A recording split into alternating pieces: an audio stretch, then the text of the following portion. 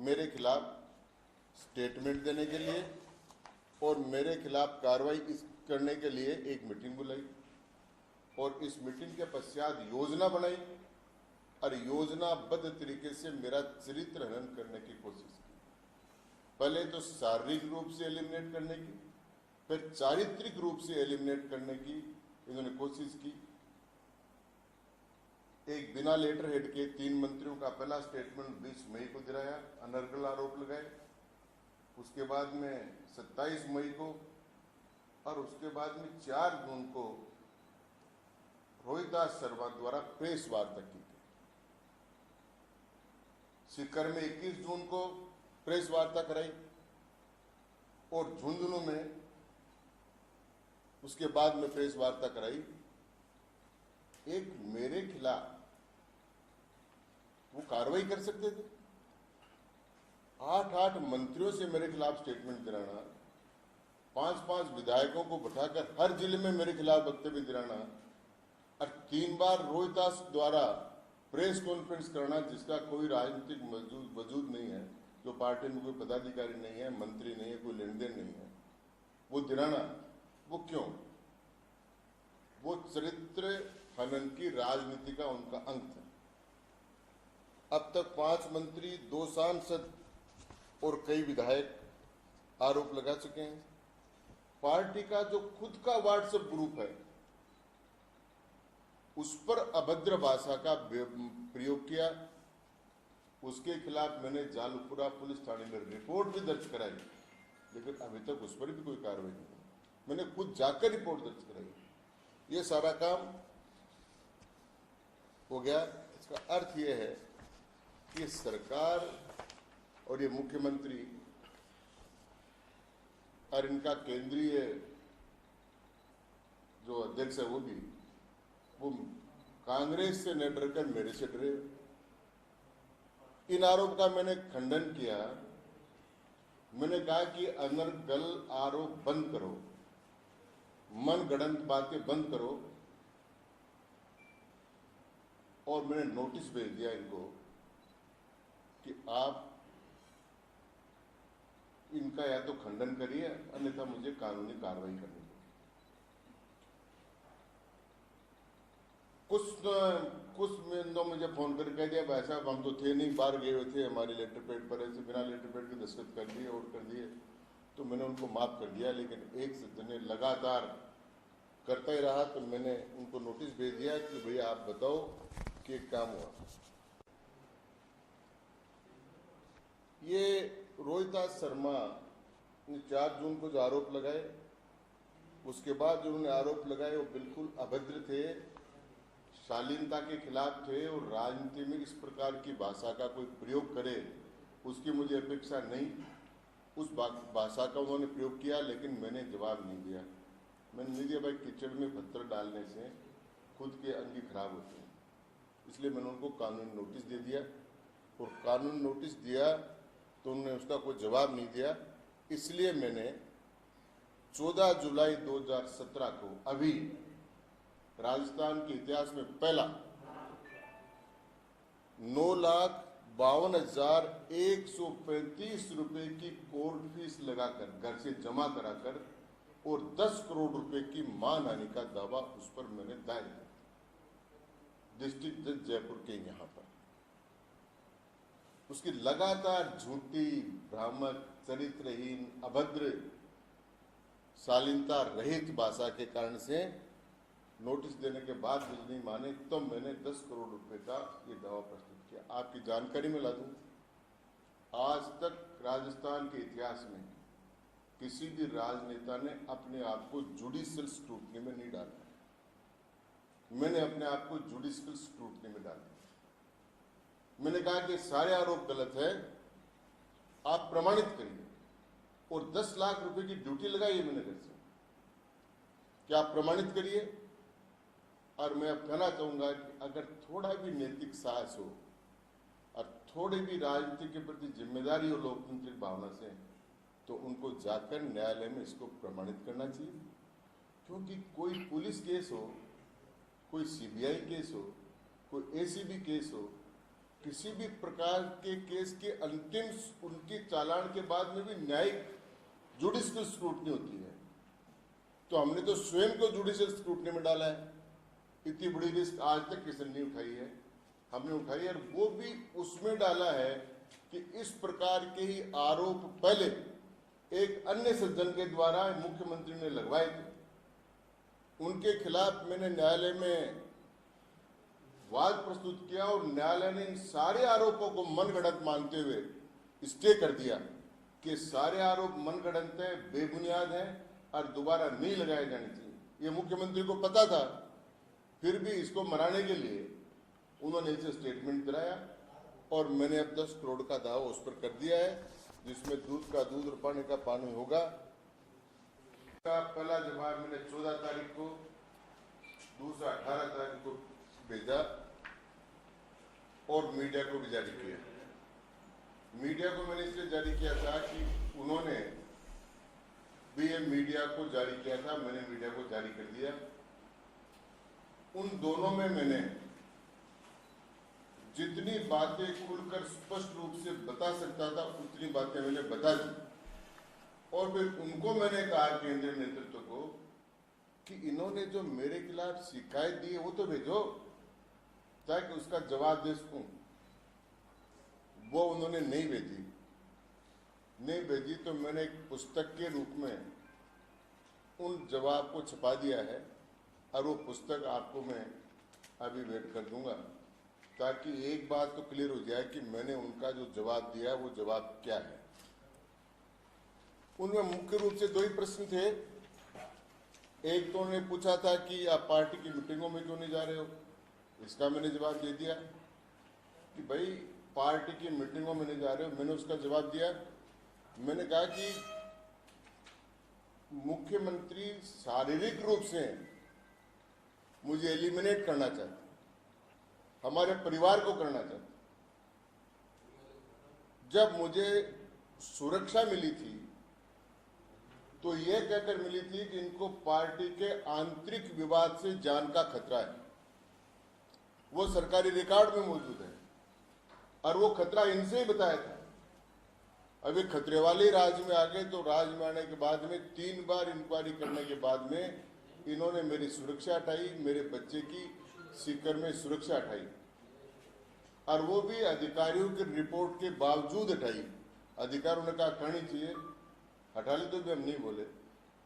लेकिन उसके बाद जब मेरे पर जानलेवा हमला कर दिया तो मेरा हाथ भी टूट गया, सारे समाचार पत्रों में छपा और रिपोर्ट भी आ गई जो जांच कमेटी बनाई उनकी भी कि इन पर जानलेवा हमला हुआ, अंदर जाते तो इनको जान से मार सकते थे।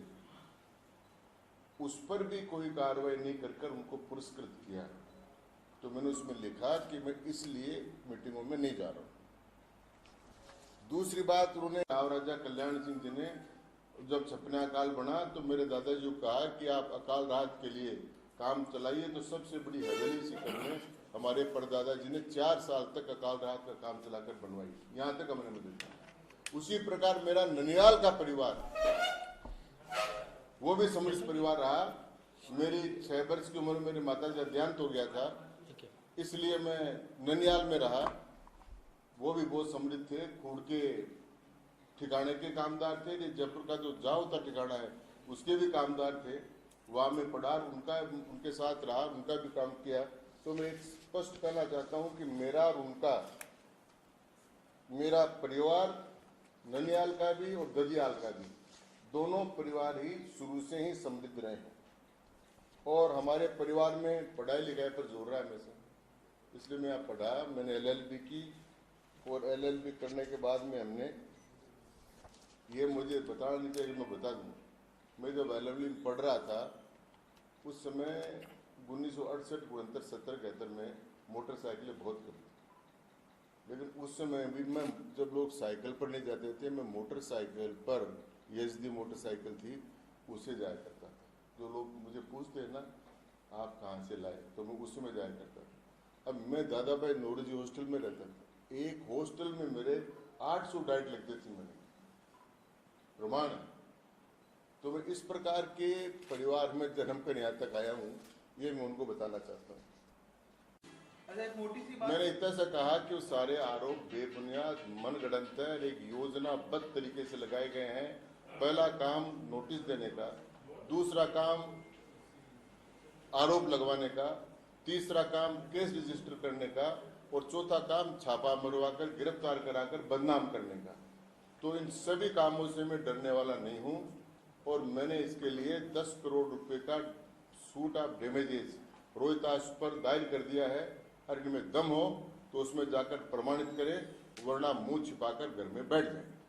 सरकारी एजेंसियों का मिसयूज की बात भी आपने कही और एक चेतावनी भी दी। मैंने चेतावनी दी साफ साफ एसीबी को कि एसीबी को पब्लिक सर्वेंट के खिलाफ जांच करने का अधिकार है।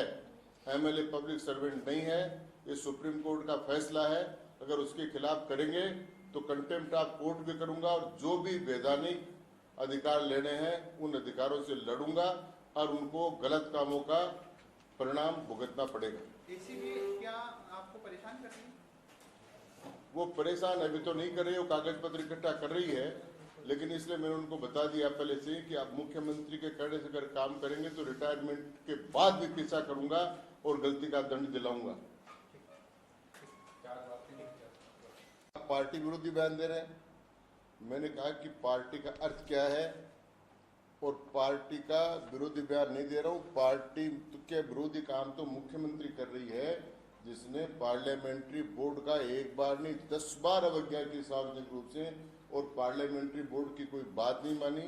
अगर किसी को कार्रवाई करनी हो तो इन पर करनी चाहिए। इसके बाद मैंने इनके सार्वजनिक रूप से इनकी कार्यशैली पर बोलना शुरू किया और वो इसलिए किया कि इनकी सारी बातें जन विरोधी और स्वहित से प्रेरित थी। जो भी ये काम करते उनका अपना आर्थिक इंटरेस्ट देखकर करते और जनता के विरोध में करते। जैसे ISR का भी लाया, स्पेशल इन्वेस्टमेंट रीजन का भी लाया, बिजली का भी लाया, भूमि अधिग्रहण का भी लाया, बेरोजगारों के बारे में भी लाया।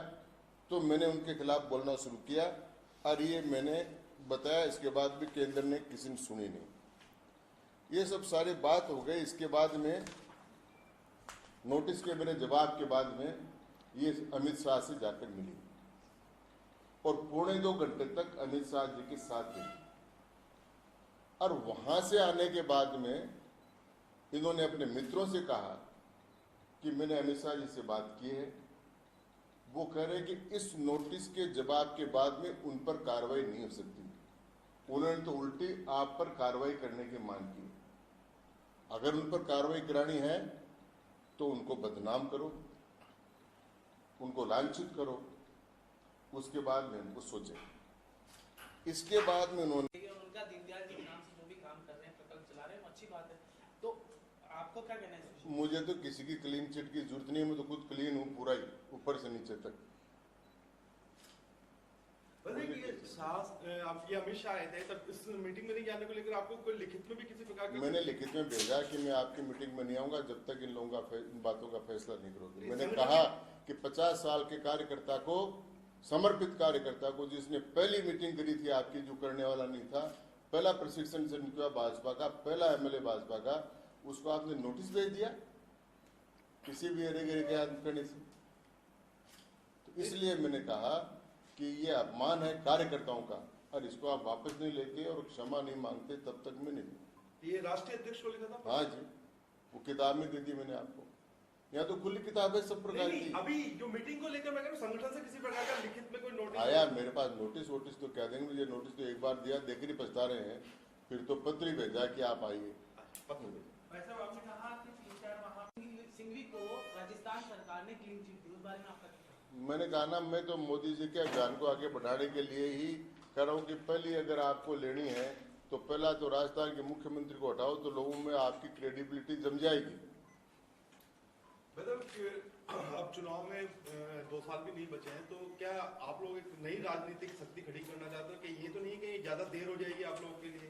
क्योंकि आप पिछले काफी 2 साल से आंदोलन चल, ये आपका दीनदयाल वाहिनी का कार्यक्रम चल रहा है, बीच बीच में बात आती है नई राजनीतिक पार्टी, लेकिन अब तब तक कोई स्पष्ट नहीं आया। अब तक हमने राजस्थान के सब जिलों में हमारी इकाई गठित कर दी। 160 से अधिक विधानसभा क्षेत्रों में हमारी इकाइयाँ गठित हो गई, 200 से अधिक स्थानों पर मेरे कार्यक्रम हो गए। ये सारी पृष्ठभूमि तो है। घोषणा कब तक होगी?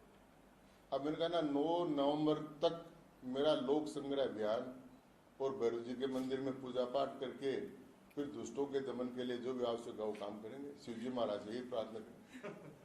भाई साहब अमित 18-19 बार से ज्यादा हमारी आयकर में स्क्रूटनियां हो चुकी है और एक एक चीज दूध की तरह साफ है।